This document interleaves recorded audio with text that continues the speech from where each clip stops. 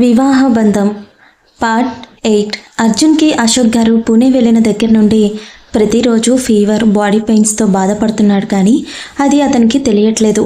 మనసు బాగోక అలా ఫీల్ అవుతున్నాడేమో అని తనకి తాను సర్ది చెప్పుకొని అశోక్ గారి గురించి బాధపడుతూ ఆలోచించడం స్టార్ట్ చేస్తే ఆ ఆలోచనల స్నేహ మీద కోపంతో ముగియడం అర్జున్కి అలవాటైపోయింది. అలా మరో 2 రోజులు గడిచాయి. అర్జున్లో ఫీల్ అయిన ప్రతిసారి అర్జున్ మనసు తెలిసిన అశోక్ గారు క్షణాల్లో తనకి కాల్ చేసి మాట్లాడి అతని మూడ్ మార్చేసేవారు. అర్జున్ కూడా మాట్లాడినంతసేపు మాట్లాడి లాస్ట్లో తల్లిని మిస్ అయి హాస్టలర్లా ఎప్పుడొస్తావు తాతయ్య అని ముగించేవాడు. అర్జున్ అలా అడిగిన ప్రతిసారి అశోక్ గారికి మనసుని సూదులతో గుచ్చినంత నొప్పిని ఫీల్ అయ్యేవారు. ఎందుకంటే అర్జున్ బాధ ఎలాంటిదో ఆయనకి బాగా తెలుసు కాబట్టి. మరో 2 రోజుల్లో నీ ముందుంటాను నాన్న అంటూ సర్ది చెప్పేసరికి అర్జున్ కూడా తల్లి మాట జవదాటని బిడ్డలా సరే అంటూ ఊరుకునేవాడు. కానీ అతని మనసులో ఇప్పుడు అశోక్ గారి గురించి ఎంతగా ఆలోచిస్తూ బాధపడుతున్నాడో, స్నేహ గురించి కూడా అంతే ఆలోచిస్తూ ద్వేషిస్తూ మరింత పెంచుకునేవాడు కోపాన్ని. పూణే అరుణ్కి అశోక్ గారి ఆరోగ్య పరిస్థితి తెలిసిన దగ్గర నుండి బాగా డల్ అయిపోయాడు. అతని పరిస్థితి ఎలా ఉంది అంటే తన బాధ ఇది అని ఎవరితోనూ చెప్పుకోలేని పరిస్థితి. అతని బాధ దేని గురించో తెలియని స్నేహ మాత్రం ఎప్పటికప్పుడు అతనితో సరదాగా మాట్లాడుతూ అతని మూడ్ మార్చే ప్రయత్నం మాత్రం చేస్తూ ఉండేది. అరుణ్ కూడా అశోక్ గారికి తను ఇచ్చిన మాట ప్రకారం తను బాధను మనసులోనే దాచుకొని ఎప్పటికప్పుడు స్నేహాని అర్జున్ విషయంలో మోటివేట్ చేస్తూనే ఉన్నాడు. అరుణ్ మాటల్లో భాగంగా అర్జున్లో మార్పు కావాలి అంటే ముందు వాడి మనసులో ఆడవాళ్ళ మీదున్న అభిప్రాయం మారాలి అనుకుంటున్నావు స్నేహ నువ్వు. అది తప్పురా. ఎందుకంటే వాడు ఫేస్ చేసిన లైఫ్ వాడి మనసు విరిచేసింది. అందుకే అర్జున్కి స్నేహ అందరిలాంటి అమ్మాయి కాదు అని తెలియాలి. వాడిలో మార్పు నీ నుండే మొదలవ్వాలి. ఎందుకంటే ఎలాంటి బండరాయినైనా కరిగించే శక్తి ప్రేమకు మాత్రమే ఉందిరా. అది వాడికి నీ మీద పుట్టే ప్రేమ నుండే మొదలవ్వాలి. అందుకే అర్జున్ మారాలి అని కాకుండా నువ్వేంటో అర్జున్ తెలుసుకునేలా చెయ్యి. అప్పుడు ఆటోమేటిక్గా అర్జున్ గుండె తలుపులు నీ కోసం ఖచ్చితంగా తెచ్చుకుంటాయి. వాడికి నీ మీద ప్రేమ మొదలైన మరుక్షణమే వాడు నిన్ను ఒక్క నిమిషం కూడా వదిలి ఉండలేడు. ఆ తర్వాత నెమ్మదిగా వాడి మనసులో ఉన్న అపోహలు, అనుమానాలు, భయాలు అన్నీ దూరం చేయడం నీ బాధ్యత అని చెప్పిన అరుణ్ మాటలు స్నేహ మనసుని బాగా కదిలించడంతో ఆమె దృఢంగా ఓ నిర్ణయం తీసుకుంది.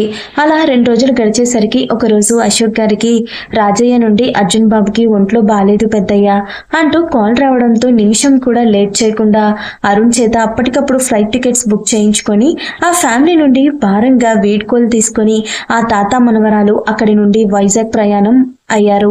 రాజయ్య ఉదయం ఫోన్ చేసి చెప్పడంతో సాయంత్రానికి ఇంట్లో ఉన్నారు అశోక్ గారు, స్నేహ. ఇంటికి చేరుకోవడమే అశోక్ గారు కంగారుగా అర్జున్ రూమ్కి చేరుకునేసరికి అక్కడ వాళ్ళ ఫ్యామిలీ డాక్టర్ రాజయ్యలను ఏమైంది డాక్టర్ మా అర్జున్కి అని అడిగారు అర్జున్ పక్కన కూర్చుంటూ.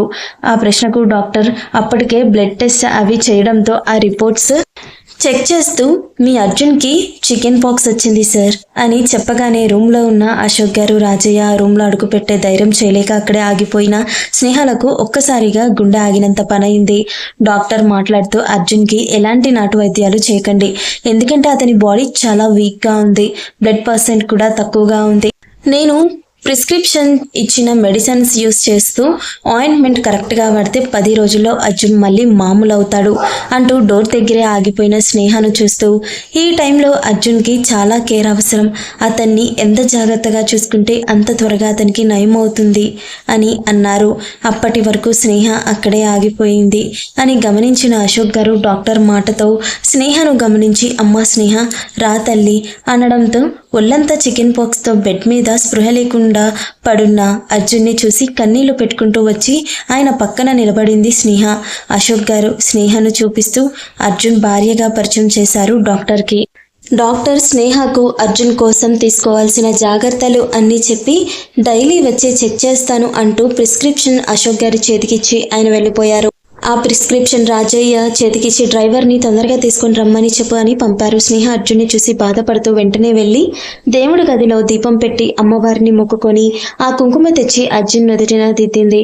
తర్వాత రాజయ్య సాయంతో అర్జున్కి ఇబ్బంది కలగకుండా అతని బెడ్ మీద ఉన్న బెడ్ మార్చి రూమ్ అంతా శానిటైజ్ చేసి అతని కోసం ఈజీగా డైజెస్ట్ అయ్యేలా జావ చేసి తీసుకుని వచ్చింది. స్పృహలో లేని అర్జున్కి నెమ్మదిగా పట్టించింది స్నేహ. తర్వాత అతనికి ఇబ్బంది కలగకుండా డాక్టర్ చెప్పినట్టు గోరువెచ్చని నీళ్లతో పసుపు వేసి అతని బాడీ అంతా శుభ్రంగా క్లీన్ చేసింది స్నేహ. అలా చేయడం వల్ల అతని శరీరంలో ఉన్న బ్యాక్టీరియా ఎక్కువయ్యే అవకాశం లేకుండా ఎప్పటికప్పుడు నశిస్తుంది. తర్వాత అతని జాగ్రత్తగా పడుకోబెట్టి చికెన్ పాక్స్ వల్ల ఈ ఇచ్చింగ్ అనిపిస్తూ అర్జున్ గోర్లతో గీక్కునే ప్రయత్నం చేయగా అతన్ని నెయిల్స్ కట్ చేసి మెత్తటి క్లాత్ అర్జున్ చేతులకు చుట్టింది స్నేహ. కాసేపటికి డాక్టర్ ప్రిస్క్రైబ్ చేసిన మందులు వేసి వల్లంతా వచ్చిన పొక్కులకు ఆయింట్మెంట్ రాసి అక్కడే అర్జున్ బెడ్ పక్కన నేల మీద కూర్చుండిపోయింది స్నేహ. అర్జున్ స్నేహ మనసుని అంతగా గాయపరిచిన ఇలాంటి పరిస్థితిలో అవేమీ మనసులో పెట్టుకోకుండా భార్యగా తన బాధ్యతను సక్రమంగా నిర్వహిస్తున్న స్నేహను చూసి అశోక్ గారికి ముచ్చటగా అనిపిస్తుంటే అర్జున్ స్నేహల విషయంలో ఆయన తీసుకునే నిర్ణయం ఏమాత్రం తప్పు కాదని ఇప్పుడు స్నేహ నిరూపించడంతో ఆయన మనసుకి చాలా సంతోషంగా అనిపించింది. అశోక్ గారు ఆప్యాయంగా స్నేహ తల నిమిరి పదమ్మ భోజనం చేతూ కానీ మధ్యాహ్నం కూడా ఏం తినలేదు కదా అనగానే స్నేహ అర్జున్ని చూస్తూ జీరపోయిన గొంతులో నాకు ఆకలిగా లేదు తాతయ్య అని మాత్రమే అనగలిగింది.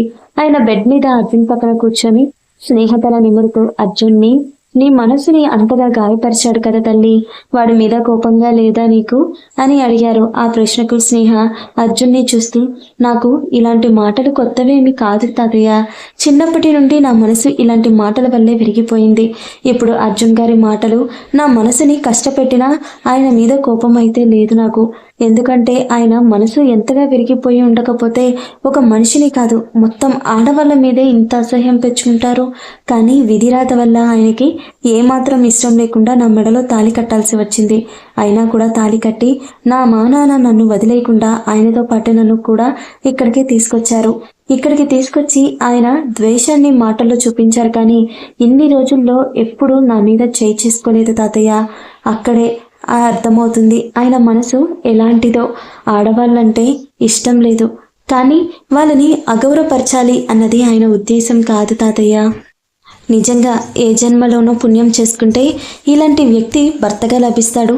దేవుడు ఆ అదృష్టం నా జీవితంలోకి అడుగు పెట్టకపోయినా ఆ దరిద్రాన్ని తప్పించి ఆ దేవుడి రూపంలో పంపించాడు అంటూ తన మనసులో అర్జున్కి ఉన్న స్థానం చెప్పకనే చెప్పింది స్నేహ. స్నేహ మాటలు విన్న అశోక్ గారికి ఆనందంతో కన్నీళ్లు వస్తుంటే ఆమె మాటలు ఆయన కడుపు నింపేసింది. అర్జున్కి చిన్నప్పటి నుండి మామూలు జ్వరం వచ్చిన కంటి మీద కునుకు లేకుండా అతన్నే కనిపెట్టుకుంటూ ఉండే అశోక్ గారు ఈసారి స్నేహ అర్జున్ మీద చూపిస్తున్న నిష్కలమైన ప్రేమను చూసి ఆయన తృప్తిగా భోజనం చేసి అర్జున్ని చూసుకోవాలి అంటే ముందు నువ్వు ఆరోగ్యంగా ఉండాలి అంటూ స్నేహ చేత కూడా బలవంతంగా భోజనం తినిపించి కాసేపు అర్జున్ దగ్గరే కూర్చొని స్నేహ ఆయన్ని రెస్ట్ తీసుకోండి తాతయ్య అంటూ పంపించడంతో ఆయన రూమ్కి వెళ్ళిపోయారు. అశోక్ గారు అలా వెళ్ళగానే రాజయ్య వచ్చి స్నేహమ్మ అర్జున్ బాబు దగ్గర నేనుంటాను, మీరెళ్ళి నిద్రపోండమ్మా అని చెప్పగానే స్నేహ బాధగా అర్జున్ని చూస్తూ వద్దు రాజయ్య, నేను ఇక్కడే ఉంటాను, నువ్వు వెళ్ళి నిద్రపో, ఇప్పటికే చాలా లేట్ అయింది అని చెప్పింది. స్నేహ అలా అనేసరికి ఆమె అర్జున్ని అలా వదిలిపెట్టి వెళ్ళలేదు అని అర్థమైన రాజయ్య ఇంకేమీ మాట్లాడలేక మౌనంగా అక్కడ నుండి వెళ్ళిపోయాడు. స్నేహ అర్జున్నే చూస్తూ కాసేపటికి అతని బెడ్ పక్కనే నేల మీద పక్క వేసుకొని నెమ్మదిగా నిద్రలోకి జారుకుంది. మరి కాసేపటికి నిద్రలో ఉన్న అర్జున్కి జ్వరం కాస్త ఎక్కువై తాతయ్య అంటూ చిన్నగా మూలుగుతూ దేనికో భయపడేసరికి స్నేహ ఒక్కసారిగా ఉలిక్కిపడి లేచి అర్జున్ నుదుటి మీద చేపెట్టి చూసేసరికి ఒళ్ళంతా అగ్గిలా కాలిపోతూ ఉండడంతో వెంటనే వెట్ క్లాత్ పెట్టడం మొదలుపెట్టింది. అర్జున్ జ్వరం వల్ల ఒళ్ళు నొప్పులతో కూడా బాధపడుతూ సరిగ్గా నిద్రపట్టక అటూ ఇటూ కదులుతూనే ఉండడంతో అతని బాధ అర్థమైన స్నేహ నెమ్మదిగా అతని కాళ్ళు చేతులు సుతారంగా 5 నిమిషాలకొకసారి ఆ వెట్ క్లాత్ మారుస్తూ అర్జున్కి ఆ బాధ నుండి విముక్తి కలిగించే ప్రయత్నం చేసింది. అలా చేయడం మొదలుపెట్టిన 2 గంటలకు అర్జున్కి జ్వరం తగ్గడంతో స్నేహ చేసిన సేవ వల్ల ఒళ్ళు నొప్పులు కూడా తగ్గాయి. దాంతో అర్జున్ హాయిగా నిద్రపోయాడు. అర్జున్ అలా ప్రశాంతంగా నిద్రపోయేసరికి స్నేహ కూడా ఊపిరి పీల్చుకొని అర్జున్నే చూస్తూ అతని పాదాలు ఒత్తుతూ అక్కడే నిద్రలోకి జారుకుంది. ఉదయాన్నే నిద్రలేచిన అశోక్ గారు రాజయ్య సాయంతో నెమ్మదిగా అర్జున్ రూమ్కి చేరుకొని స్నేహను అలా చూసేసరికి అర్జున్కి తల్లిలా సేవలు చేసే భార్య దొరికినందుకు ఆనందపడాలో లేక స్నేహ మనసుని గుర్తించి అర్జున్ ప్రవర్తనకు బాధపడాలో అర్థం కాలేదు. ఆయనకి నెమ్మదిగా స్నేహ భుజం మీద తట్టేసరికి నిద్ర సరిపోక మెల్లగా కళ్ళు తెరిచిన స్నేహ అశోక్ గారిని చూడగానే నెమ్మదిగా లేచి నిలబడి ఒకసారి అర్జున్ నుదుటి మీద చేయి పెట్టి చూసి అతను మామూలుగానే ఉండడంతో కాఫీ తీసుకొస్తాను తాతయ్య అంటూ అక్కడి నుండి వెళ్ళిపోయింది స్నేహ. కాసేపటికి స్నేహ తలస్నానం చేసి అమ్మవారికి పూజ చేసుకుని అర్జున్కి త్వరగా నయం కావాలి అని మొక్కుకొని హారతి పళ్ళెంతో అర్జున్ గదిలోకి వెళ్ళిన స్నేహ నిద్రలో ఉన్న అర్జున్ కాళ్ళకు హారతి అత్తి అతని కుంకుమ దిద్దేసరికి ఆమె స్పర్శకు నెమ్మదిగా కళ్ళు తెరిచాడు అర్జున్. నిన్న మూసిన కళ్ళు ఈరోజు తెరిచిన అర్జున్కి ఎదురుగా ఉన్న స్నేహను చూడగానే మనసుకి చాలా ప్రశాంతంగా అనిపించింది. కానీ మరుక్షణమే ఓపిక లేకపోయినా ఆమె చేతిలో ఉన్న హారతి పళ్ళం విసిరికొట్టి, నీకెంత ధైర్యం ఉంటే నా రూమ్లో అడుగు పెడతావు? బ్రతుకు మీద ఆశ లేదా? లేకపోతే ఇప్పుడు లేవలేడు కదా, వీడేం చేస్తాడు అనుకుంటున్నావా అని అరిచాడు. ఆ రూమ్ డోర్ తెరిచి ఉండడంతో అర్జున్ అరుపులు కిందున్న అశోక్ గారికి రాజయ్యకి కూడా వినిపిస్తూ ఉన్నాయి. కానీ అర్జున్ని ఈ పరిస్థితిలో స్నేహ ఎలా హ్యాండిల్ చేస్తుందో చూద్దామని అశోక్ గారు కదలకుండా ఉండిపోతే ఆయన్ని చూసి మనసు ఒప్పుకోకపోయినా కష్టంగా రాజయ్య కూడా అక్కడే ఉండిపోయాడు. స్నేహ ఈసారి అర్జున్ కోపానికి కానీ అరుపులకి కానీ ఏమాత్రం భయపడకుండా బాధపడకుండా చాలా సౌమ్యంగా అతను విసిరి కొట్టిన ప్లేట్ తీసి అక్కడంతా శుభ్రం చేస్తూ, అర్జున్ గారు, మీ కోపంలో న్యాయం ఉంది, కానీ కోపం అన్ని విషయాల్లో పనిచేయదు. మీకు చికెన్ పాక్స్ వచ్చింది. మీరిప్పుడు ఉన్న పరిస్థితుల్లో మీ ఆరోగ్యం బాగయ్యే వరకు నన్ను భరించక తప్పదు అని ఇంకా ఏదో చెప్పబోతున్న స్నేహ మాటకు అర్జున్ అడ్డుపడుతూ మై ఫుడ్ అని అరిచాడు. ఆ రూమ్ అంతా రీసౌండ్ వచ్చేలా. అయినా కూడా స్నేహ ఏమాత్రం జంకకుండా, నేను చెప్పేది పూర్తిగా వినండి అర్జున్ గారు, మీరిప్పుడు ఉన్న పరిస్థితుల్లో మిమ్మల్ని ఎవరో ఒకరు జాగ్రత్తగా చూసుకోవాలి. చంటి పిల్లాడిలా మిమ్మల్ని అలా చూసుకునే ఓపిక తాతయ్యకి ఈ వయసులో లేదు, ఇక రాజయ్యకి కూడా లేదు అని చెప్పాలి. అందుకే మీరు నన్ను కొద్ది రోజులు భరించక తప్పదు అర్జున్ గారు. మీరు ఏమాత్రం ఇష్టపడని నన్ను భరించడం కష్టమే. అందుకే నన్ను మీ భార్యగా ఎలాగో అనుకోరు కాబట్టి మీ పని మనిషి అనుకోండి. అప్పుడు మీ మనసుకి అంత ఒత్తిడి ఉండదు. నాకు తెలుసు మీరు పని మనిషిగా కూడా నన్ను ఒప్పుకోరు అని, కానీ తప్పదు. పరిస్థితిని అర్థం చేసుకోవడానికి ప్రయత్నించండి అని చెప్పింది స్నేహ. స్నేహ మాటలు విన్న అర్జున్ కోపంగా పైకి లేవబోయాడు. కానీ శరీరం అంతా తన ఆధీనంలో లేకపోవడంతో గోడకు కొట్టిన బంతిలా మళ్ళీ బెడ్ మీదే పడ్డాడు. అర్జున్ అలా పడేసరికి స్నేహ కంగారుగా అర్జున్ని జాగ్రత్తగా పడుకోపెట్టింది. ఆమె అలా తనని టచ్ చేయడం ఏమాత్రం నచ్చని Arjun, don't dare to touch me అంటూ ఆమె చేతిని విదిలించి కోపంగా తాతయ్య అంటూ అరవబోయిన అర్జున్ నోరు మూసేసింది స్నేహ. దాంతో అర్జున్ కోపం ఇంకా నశానానికి ఎక్కి అతను రియాక్ట్ అవ్వకముందే స్నేహ వీడుకోలుగా, అర్జున్ గారు, దయచేసి నా మాట వినండి. మీ ఆరోగ్యం ఏం బాలేదు. ఇలా మీ నోట్లో కూడా ఈ పొక్కులు ఉన్నాయి. మీరు కానీ గట్టిగా అరిస్తే అవి కదిలి ఇంకా నొప్పి పుడుతుంది. అందుకే అంటూ అతని నోటి మీద నుండి చేతిని అతని బెడ్ పక్కన నేల మీద మోకరిల్లి అర్జున్నే చూస్తూ, అర్జున్ గారు, ఇప్పటికే తాతయ్య మన విషయంలో చాలా బాధపడుతున్నారు. అది సరిపోదు అన్నట్టు ఇప్పుడు మీ ఆరోగ్యం ఇలా అయింది. ఇప్పుడు మీరు నన్ను వెళ్ళిపోమని చెప్తే మీ దగ్గర తాతయ్యే ఉండి మీ ఆలనా పాలన చూసుకోవాలి. ఆయన ఆరోగ్యరీత్యా ఆయన మీకు ఇవేం చేయలేరు. దయచేసి అర్థం చేసుకోండి అని అర్థింపుగా అడిగింది. ఆమె మాటలు అర్జున్కి నిజమే అనిపించడంతో ఆలోచనల్లో పడ్డాడు. అర్జున్ ఆలోచనల్లో ఉండగానే, మీరు నా విషయంలో కంగారు పడాల్సిన అవసరం లేదు అర్జున్ గారు. మీకు పూర్తిగా నయం అయ్యపోయాక ఇంతకు ముందు మనం ఎలా ఉన్నామో అప్పుడు కూడా అలానే ఉందాం. నేను మీ ముందుకు వచ్చే ధైర్యం మళ్ళీ చేయను. అలాగే మిమ్మల్ని ఇంకెప్పుడు ఇబ్బంది పెట్టను అర్జున్ గారు అంటూ నమ్మకంగా తను చెప్పాల్సింది చెప్పి స్నేహ చెప్పింది విన్న అర్జున్కి ఒక వేరే ఆప్షన్ లేకపోవడంతో ఆమె మాటలకు ఒప్పుకోక తప్పలేదు. కానీ మనసు లోతుల్లో ఏదో మూల అతని ఈగో అతన్ని స్నేహను చూడడానికి కూడా అనుమతించట్లేదు. కానీ అశోక్ గారి మీదున్న అతని అంతులేని ప్రేమ అవన్నీ పక్కనే నెట్టేయడంతో సరే అంటూ ఒప్పుకున్నాడు అర్జున్. అతని నోటి నుండి ఆ మాట విన్న స్నేహకి చాలా సంతోషంగా అనిపించింది. ఇంతలో అర్జున్ దేనికో ఇబ్బంది పడడం గమనించి అర్జున్కి నెమ్మదిగా పైకి లేవబోయాడు. సాయం చేసి అతన్ని వాష్రూమ్కి తీసుకెళ్ళి అతను వాష్రూమ్ నుండి వచ్చేసరికి బెడ్ మీద బెడ్షీట్, పిల్లో కవర్స్ మార్చి అర్జున్ని తీసుకొని వచ్చి బెడ్ మీద కూర్చోపెట్టింది. కాసేపటికి అర్జున్ నీరసంగా బయటకు వచ్చి గోడకు ఆనుకునేసరికి బట్టలు స్నేహ అర్జున్ని తీసుకొచ్చి జాగ్రత్తగా బెడ్ మీద కూర్చోపెట్టి చిన్న టబ్ తెచ్చి అర్జున్కి నొప్పి తెలియకుండా బ్రష్ చేయించి ఫేస్ వాష్ చేసి అర్జున్కి డ్రెస్ చేంజ్ చేయడానికి అతని షర్ట్ బటన్స్ తీయబోతుంటే ఏం చేస్తున్నావు అని గట్టిగా అరిచాడు అర్జున్. ఆ అరుపుకి స్నేహ అర్జున్కి దగ్గరగా ఉండడంతో ఒక్కసారిగా ఉలిక్కిపడింది. కానీ వెంటనే తేరుకొని, మీకు ఇందాకే చెప్పాను కదా, అలా అరవకండి అర్జున్ గారు, నొప్పిగా ఉంటుంది అని నెమ్మదిగా అతని షర్ట్ బటన్స్ విప్పుతూ, మీరు ఎప్పటికప్పుడు చాలా శుభ్రంగా ఉండాలి, అప్పుడే మీ ఒంట్లో ఉండే బ్యాక్టీరియా తొందరగా నశించి మీ ఆరోగ్యం మెరుగుపడుతుంది అని చెప్పగానే ఇంకేం మాట్లాడకుండా సైలెంట్గా ఉండిపోయాడు అర్జున్.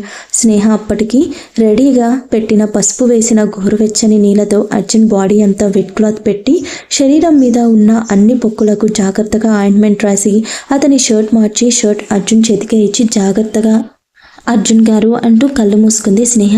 ఆమె కళ్ళు మూసుకున్న ఆమె సాయంతోనే షర్ట్ కూడా మార్చుకొని బెడ్ మీద వాలిపోయాడు అర్జున్. అర్జున్ అరుపులు ఆగిన వెంటనే అశోక్ గారు రాజయ్యని వెళ్ళి ఏమైందో చూసి రమ్మనడంతో స్నేహ అర్జున్తో చెప్పిన మాటలు, ఆమె అర్జున్కి చేసిన సేవలు చూసి కళ్ళల్లో నీళ్లు పెట్టుకుంటూ అశోక్ గారి దగ్గరకు వెళ్ళి జరిగిందంతా పూసగుచ్చినట్టు చెప్పాడు రాజయ్య. రాజయ్య చెప్పిందంతా విన్న అశోక్ గారికి స్నేహ మంచి మనసుకి అర్జున్ని హ్యాండిల్ చేసిన ఆమె తెలివికి చాలా ముచ్చటగా అనిపించింది. ఇంతలో అక్కడికి వచ్చిన ఆయన టిఫిన్ పట్టించి, తాతయ్య, అర్జున్ గారు మీ గురించి అడుగుతున్నారు, మిమ్మల్ని చూడాలంటున్నారు, టిఫిన్ చేశాక టాబ్లెట్స్ వేసుకొని ఆయన్ని చూసి రండి అని అర్జున్కి ఇడ్లీ తీసుకెళ్ళింది స్నేహ. స్నేహ చేతిలో ఉన్న ప్లేట్లో ఇడ్లీ చూసిన అర్జున్ మొహం మాడిపోయింది. అసలే టిఫిన్ సరిగ్గా తినే అలవాటు లేని అర్జున్కి ఇడ్లీ అంటే పరమ చిరాకు. పైగా ఇన్ని రోజులు నాలుగా చచ్చుబడిపోయి ఉండడంతో ఇడ్లీని కడుపులో తిప్పడంతో నువ్వెన్ని చెప్పినా నేను ఇడ్లీ మాత్రం తినను, నాకు వేరే ఏదైనా టిఫిన్ కావాలి, చాలా ఆకలిగా ఉంది అనడంతో అర్జున్తో వాదించడం ఇష్టం లేని స్నేహ మారు మాట్లాడకుండా అక్కడి నుండి కిచెన్కి చేరుకొని చాలా తక్కువ ఆయిల్ వేసి ఆ ఇడ్లీతోనే ఉప్మా చేసి అర్జున్ దగ్గరకు తీసుకెళ్ళింది. స్నేహ చేతిలో ఉన్న ప్లేట్లో ఉప్మాని చూసిన అర్జున్ గుమగుమలకు మారు మాట్లాడకుండా ఆమె పెట్టింది తినేసి ఆమె ఇచ్చిన టాబ్లెట్స్ వేసుకుని నెమ్మదిగా నిద్రలోకి జారుకున్నాడు. అర్జున్ నిద్రపోగానే స్నేహ వెంటనే రెడీ అయ్యి దగ్గరలో ఉన్న అమ్మవారి గుడికి వెళ్ళి అమ్మవారి దర్శనం చేసుకుని అర్జున్ తొందరగా కోలుకోవాలని మొక్కుకొని గుళ్ళో అంగ ప్రదక్షిణలు చేయడం మొదలుపెట్టింది స్నేహ.